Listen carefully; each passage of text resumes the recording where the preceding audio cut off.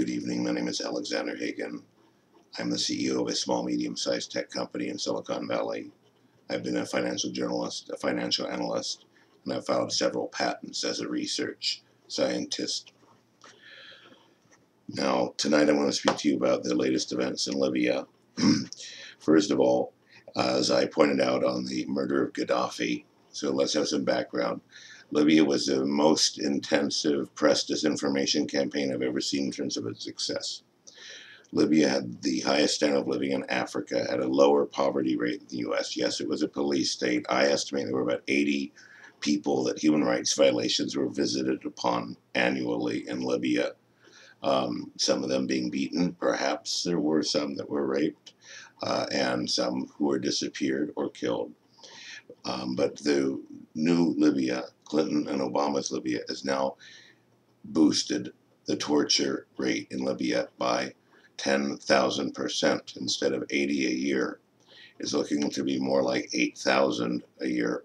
This would be like in the United States, where you have 8,000 people out of 5 million, 8,000 out of 5 million. So in our case, that would be something like 200,000 people would be getting tortured right now. And we would have had almost 1 million killed in a war that was waged by the West. Without US NATO bombardment, there would still be 30 or 40,000 people alive in the repressive police state of Gaddafi. Now, moving right along, let's see here. Okay, so the report that's been triggered this, I've been reporting for a long time that 8,000 people have been getting tortured, but the news was made when Médecins Sans Frontières, or Doctors Without Borders, withdrew from Misrata because they said that about 100 prisoners were brought to them who they patched up and then were immediately sent back for more torture. And it's pretty much anything you can imagine is what they're doing. Beatings, electric shocks, tasering, beating with the feet, using chains, using plastic, using whips, rape. So at any rate, the blowback evidence on this whole nightmare of having created the torture capital of the world, thanks to NATO and Hillary Clinton and Susan Rice and Barack Obama and David Cameron, Nicolas Sarkozy, and Berlusconi. This gang has created the torture capital of the world. Also, the mystical sects of Islam had various saints, sepulchres and graves, holy sites, mystic saints, and these have all been ransacked. The most valuable treasure in all of the world that's ever been robbed was robbed in Libya and Benghazi.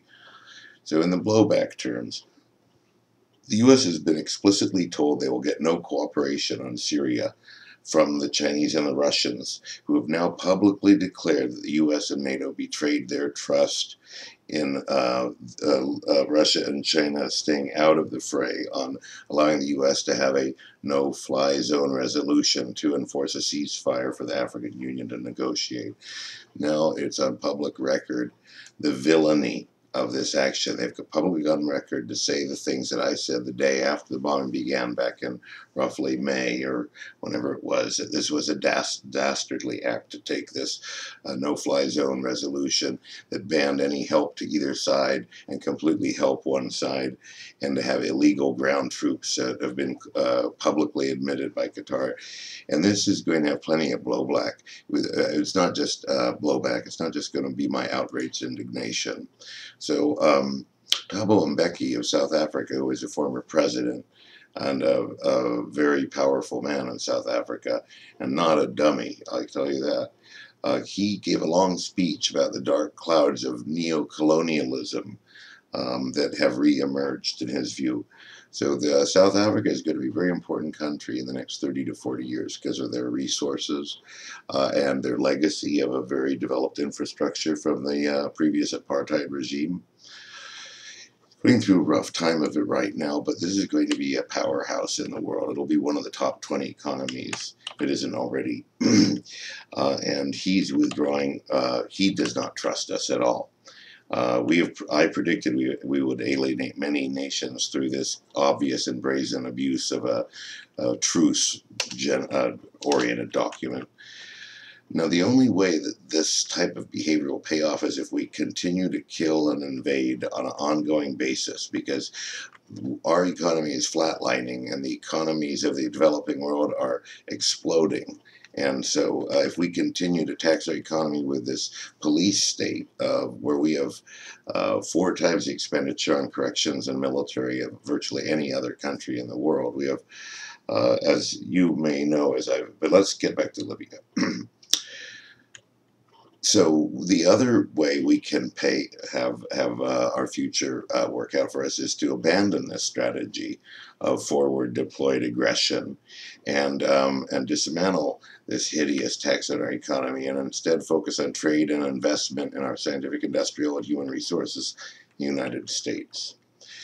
The sister of Saif al-Islam and the daughter of Muammar, Aisha Gadaffi, who has been living virtually in home detention in Algeria, has been in touch with the International Criminal Court to try to provide evidence that they must intervene on behalf of Saif al-Islam. It was their arrest warrant.